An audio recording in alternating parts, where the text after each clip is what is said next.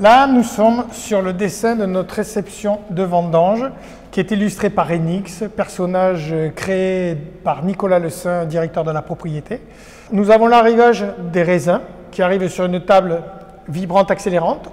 Le raisin tombe directement sur une girafe et la girafe fait tomber les grappes entières dans un égrappoir qui permet de séparer les rafles qui vont être éjectées de toutes les baies. Les baies sont ensuite transportées par un nouveau tapis élévateur qui va permettre de faire tomber toutes les graines dans un bain densimétrique. Un bain densimétrique, c'est un bain sucré qui représente un certain potentiel alcoolique. Toutes les baies qui ont un taux de sucre supérieur au taux de sucre du bain densimétrique vont couler. Toutes les baies qui ont un taux de sucre inférieur vont flotter et c'est des baies qui ne sont pas mûres et qui sont acides. Et toutes ces baies vont être éjectées par Enix. Toutes les baies qui ont un taux de sucre supérieur vont continuer le circuit. Nouveau tapis élévateur girafe qui va tomber sur une nouvelle table vibrante accélérante. Là, il va y avoir des déchets, des morceaux de pépins qui vont pouvoir descendre puisque la table vibrante est ajourée. Ensuite, ces graines vont traverser un souffle d'air qu'on appelle le système Mistral. Voilà. Le souffle d'air va éjecter tous les morceaux de graines. Toutes les graines entières sont plus lourdes que le souffle d'air et vont traverser le souffle d'air et ne seront pas éjectées. Ensuite, dernier tapis élévateur qui vont finir sur une table vibrante où là, Renix, à l'aide de 2-3 personnes, vont terminer le tri pour qu'il n'y ait que des baies entières qui rentrent au niveau du chai.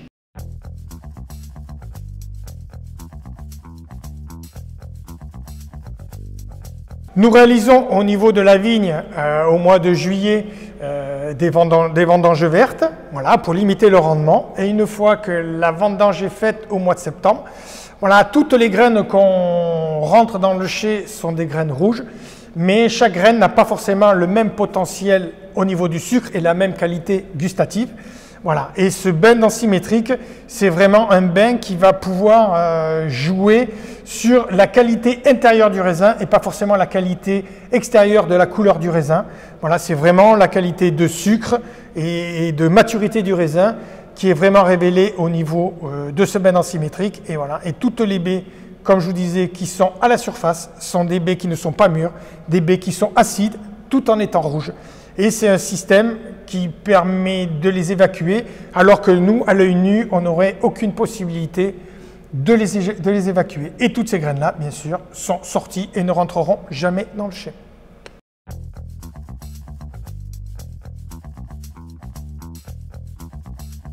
Le système d'entrée de la vendange est identique pour le château ainsi que pour le Régnac. La seule différence se fait qu'au niveau du château, on lance la fermentation alcoolique directement. Au niveau du grand vin de Régnac, on peut voir que Renix nous montre 7 degrés. C'est qu'en même temps qu'on remplit la cuve de vendange, nous avons une canne de neige carbonique à moins 70 degrés qui va nous permettre de refroidir la vendange en fonction de la température qu'on peut ramasser, qui peut aller de 20 degrés jusqu'à 30 degrés certains mois chauds du mois de septembre. Et on descend jusqu'à 7 degrés, tout ça pour éviter la fermentation alcoolique et éviter qu'il y ait un chapeau de marc qui se ferme. Donc la surface de contact entre les peaux et le jus est beaucoup plus importante parce que toutes les graines se situent dans la totalité de la cuve, ce qui permet une meilleure macération et une macération à basse température permet une macération beaucoup plus qualitative et avoir des arômes beaucoup plus intéressants. La macération préfermentaire va durer une semaine.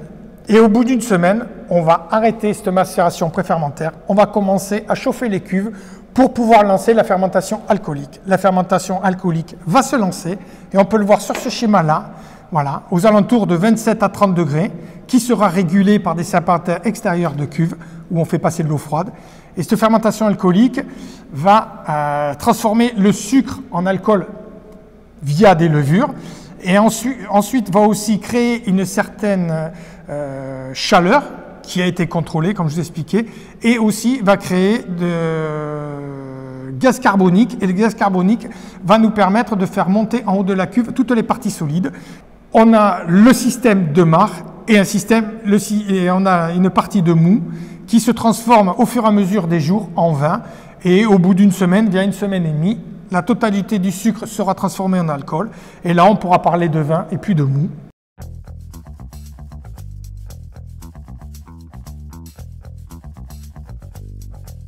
Donc, le chapeau de marc, c'est toutes les parties solides qui se trouvent dans la cuve, qui sont en haut, en surface de la cuve, suite à la fermentation alcoolique et le dégagement de gaz carbonique. Dans ces parties solides, on trouve les peaux, on trouve des pépins, et c'est là où il y a tous les tanins et la couleur. Voilà. Le jus d'un raisin rouge et blanc, donc c'est pour ça qu'on réalise des remontages avec ou sans aération via une pompe. On aspire directement dans un bac ou directement dans la cuve, et voilà. Et on vient arroser ensuite le chapeau de marc pour que le jus transperce ce chapeau de marc, pour qu'en même temps qu'il transperce ce chapeau de marc, capte les couleurs et capte les tanins. Voilà. Et au fur et à mesure de tous ces remontages, eh bien, le vin va devenir de plus en plus concentré, de plus en plus rouge, de plus en plus de tanins, de plus en plus tannique. Voilà. Et au moment où on sent que le vin est arrivé à la qualité requise, on arrête tous les remontages et on peut finir par une macération post-fermentaire à chaud d'une petite semaine avant le futur écoulage. Après une macération d'1 mois qui comprend la macération pré-fermentaire, qui comprend la fermentation alcoolique, qui comprend la macération post-fermentaire, eh bien, on réalise l'écoulage qui va nous permettre de séparer les parties solides des parties liquides. Le vin de goutte est envoyé dans une autre cuve et ensuite eh bien, le marc qui va rester dans la cuve va être sorti puis passé dans le pressoir pour récupérer le vin de presse. Une fois que la cuve est dépourvue de tout son vin, il ne reste que les parties solides. Et voilà, c'est une action manuelle. Nous rentrons dans la cuve et nous éjectons toutes les parties solides qui sont transportées via des tapis, via des girafes, jusqu'à notre pressoir vertical. Et le pressoir vertical va presser ces parties solides et on va récupérer le vin de presse qui représente à peu près 10% de la production de l'année.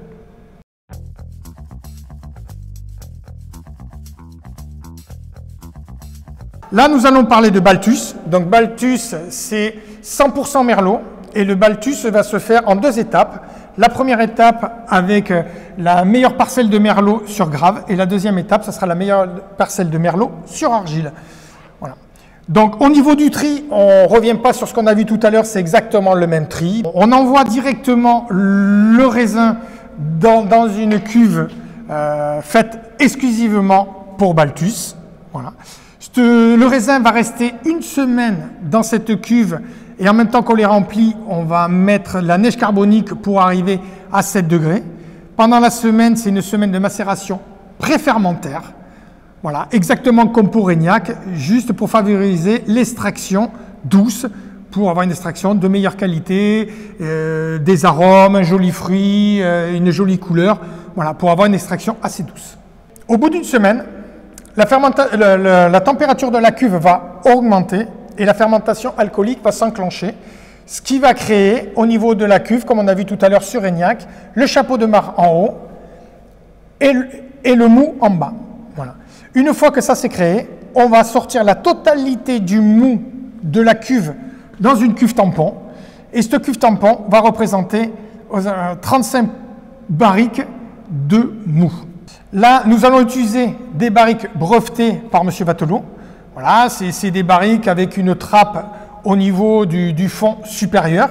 À l'intérieur, on a aussi une structure métallique en inox qui va nous permettre par la suite de faire du bâtonnage en remuant les barriques. Voilà. Une fois que le mou a été totalement sorti, ce mou-là, comme je vous disais, représente 35 barriques. Donc, on va diviser la quantité totale de mou qu'il y a pour 35 et on va mettre à chaque fois dans chaque barrique la même quantité de jus qui va représenter à peu près la moitié de la barrique. Voilà, la moitié, voire un petit peu plus de la barrique. Une fois que toutes ces barriques sont remplies de jus et que la cuve est vide, on amène ces barriques-là sous l'autre cuve. Voilà. Et là, arrivé ici, on va compléter notre barrique avec le marc qui est resté dans cette cuve-là. Donc, ça nous permet d'avoir 35 barriques avec la même quantité de mou et la même quantité de marc qui permet d'avoir 35 barriques homogènes. Voilà. Ensuite, une fois que la barrique est quasiment pleine, on laisse à peu près entre 15 et 20 cm de vide pour éviter une trop forte pression dans la barrique quand la fermentation alcoolique va se réaliser. Une fois que ça c'est fini, on ferme la barrique via une trappe. Ensuite, ces barriques-là sont amenées sur la structure oxoline comme pour les blancs. Voilà, les barriques sont couchées dans les structures. Et ensuite, pendant la durée de la fermentation et de la macération, on va tourner tous les jours, 2 fois par jour, 2 tours le matin et 2 tours le soir. Et avec cette structure métallique qui est à l'intérieur, ça va permettre de briser le marc et de bien mélanger le marc et le jus, ce qui va remplacer les remontages pour les cuves. Voilà.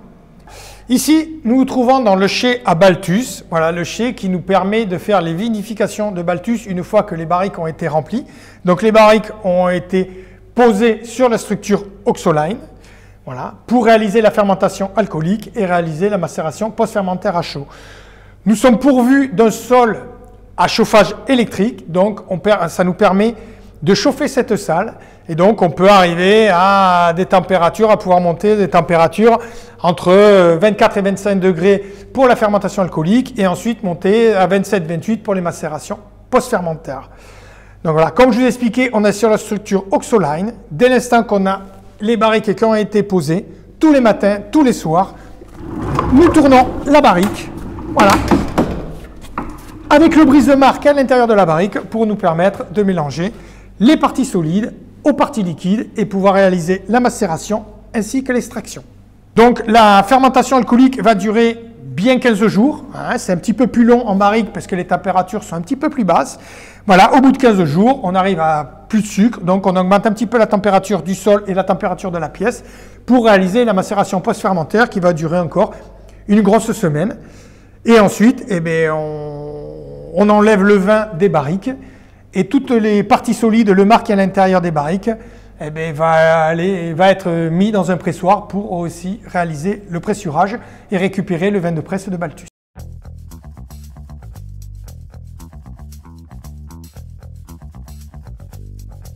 L'avantage de vinifier en barrique, mais ça permet de vinifier à des températures un petit peu plus basses, d'avoir une extraction beaucoup plus douce, avoir des tanins beaucoup plus élégants. Voilà. De plus, depuis cette année, eh ben, on a utilisé 100% barriques haut de gamme. C'est des barriques avec sélection de bois, 36 mois de séchage. C'est des barriques avec des chauffes moyennes et qui nous permet d'avoir une extraction du bois beaucoup plus douce et on est directement, même au niveau de la fermentation alcoolique, sur des tanins fins, sur de l'élégance. Donc pour Balthus, chaque année, c'est 100% barrique neuve. Les arômes du Balthus, voilà, c'est des arômes de fruits noirs, avec une très grosse sucrosité, une belle structure, et comme je vous disais, beaucoup d'élégance, beaucoup de finesse. Après, c'est des bouteilles avec une puissance assez importante et qu'on peut garder plus de 20 ans, minimum 20 ans.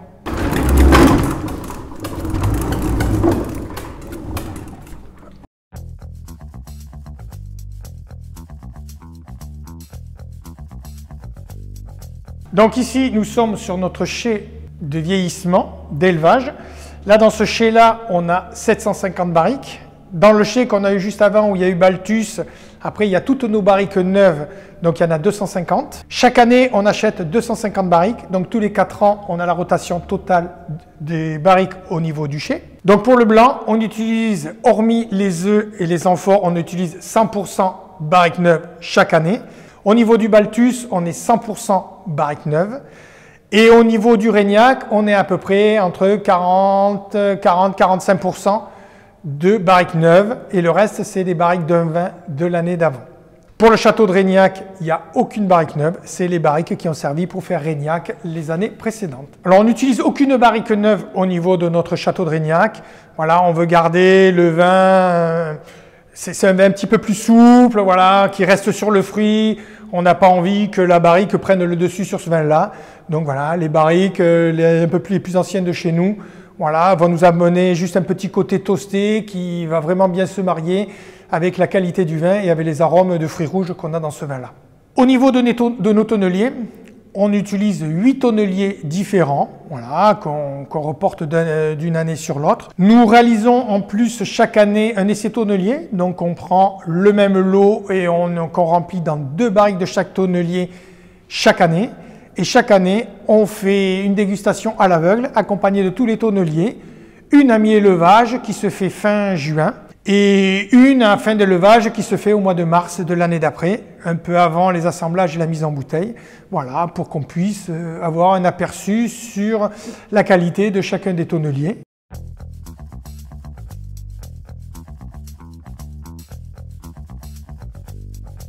Pour le blanc, c'est aux alentours de 8 mois. Pour Balthus, eh bien, ça sera 19 mois puisqu'il y a 18 mois d'élevage plus 1 mois de vinification. Pour Régnac, ça sera aux alentours de 18 mois.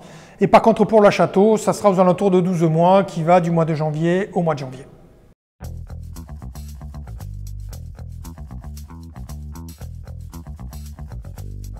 Durant l'élevage, on va essayer de laisser le plus longtemps possible le vin tranquille. Les barriques sont faites en bois. Le bois va absorber une quantité de vin et tous les 2 mois, on réalise l'houillage. L'houillage, c'est-à-dire qu'on va rajouter du vin dans les barriques pour re-remplir la barrique. Voilà, une fois que ces barriques sont pleines, on va les rebonder et on va les laisser tranquilles. Tous les 6 mois, on réalise un sous-tirage. On va remonter lot par lot le vin dans les cuves. En même temps, on va nettoyer les barriques et une fois que les barriques sont nettoyées, on re-entonne le vin dans les mêmes barriques et on les relaisse encore 6 mois tranquilles. Et au bout d'1 an, ou voire 18 mois pour le Régnac, eh bien, les vins seront montés lot par lot en cuve, sont dégustés et ensuite sont assemblés et ensuite sont mis en bouteille.